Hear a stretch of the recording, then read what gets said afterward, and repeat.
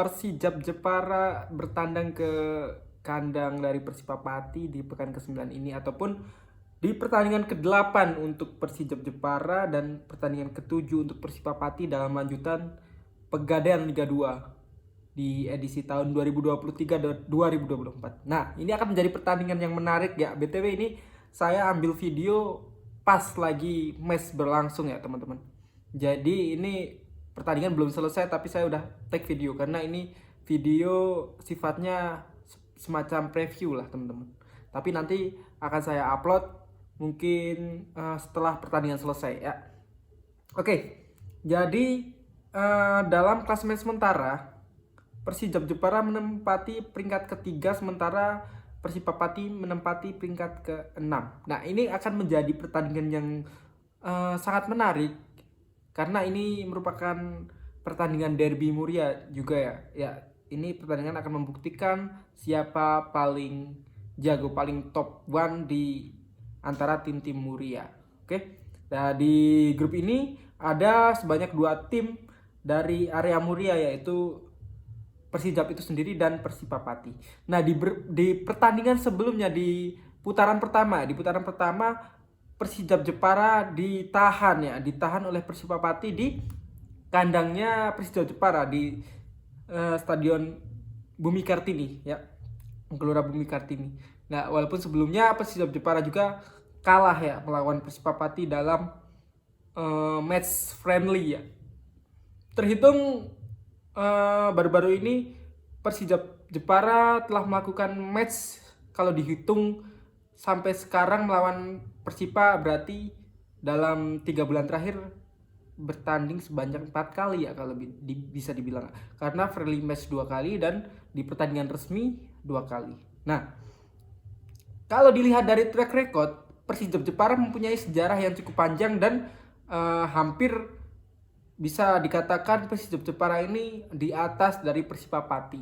Namun akhir-akhir ini terlihat bahwa Persijap Jepara ini seperti down ya, ataupun ada apa yang terjadi dari kubu Persijap Jepara sehingga Persijap Jepara kesulitan untuk menembus papan atas ya. Ya, walaupun sekarang Persijap Jepara berada di peringkat ketiga, namun biasanya Persijap Jepara itu kita lihat aja di musim kemarin kan Persijap Jepara mampu menempati urutan kedua ya kalau nggak salah, ataupun pertama itu. Dan ini Persijap Jepara dengan poin 9 ini saya kira ini merupakan kesempatan untuk bisa mengimbangi poin dari Gresik United, yaitu poin 12. Sementara Persela Lamongan masih jauh di atas Persijap dengan poin 16. Sementara itu di tuan rumah Persipapati saya kira akan mencoba untuk menggagalkan kemenangan dari Persijap, atau bahkan Persipa pasti menginginkan poin penuh. Karena selain bermain di kandang, Persipapati juga sekarang kan menempati urutan ke-6. Dan dengan hasil kemenangan, hitung-hitung kalau Persipapati menang, nanti Persipapati bisa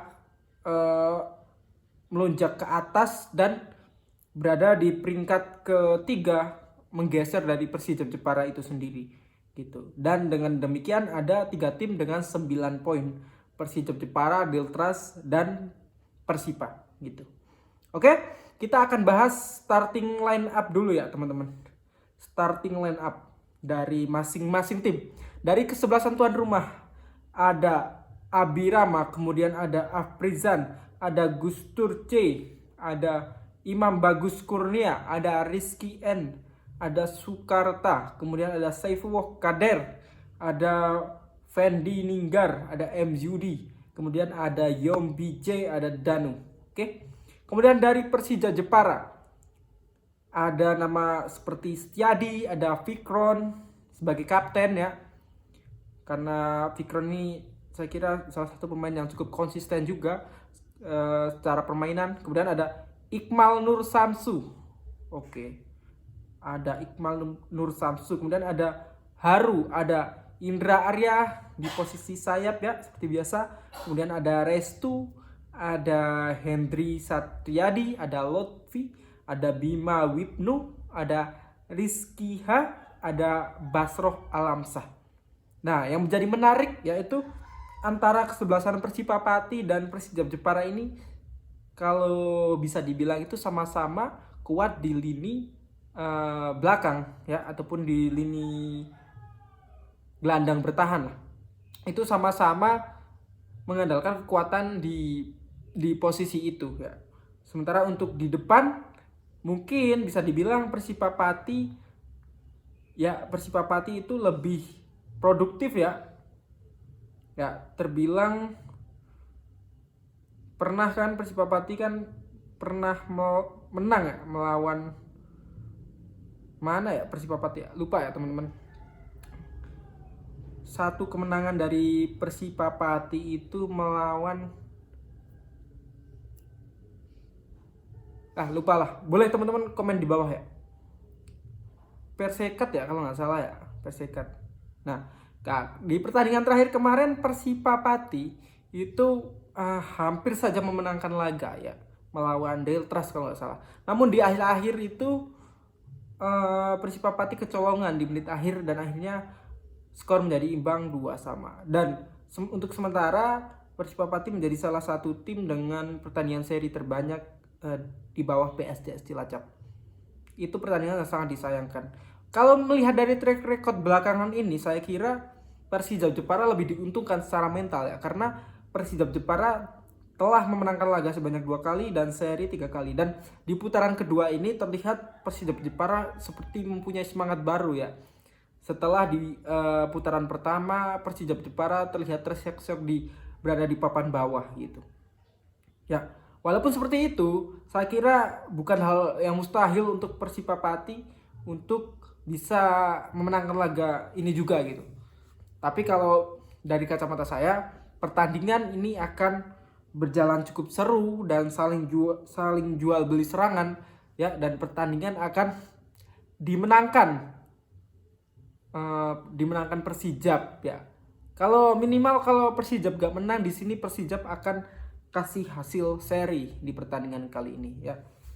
Nah, untuk Persijap Jepara, kenapa saya prediksi bisa menang ataupun seri mencuri poin di kandang Persipapati ya?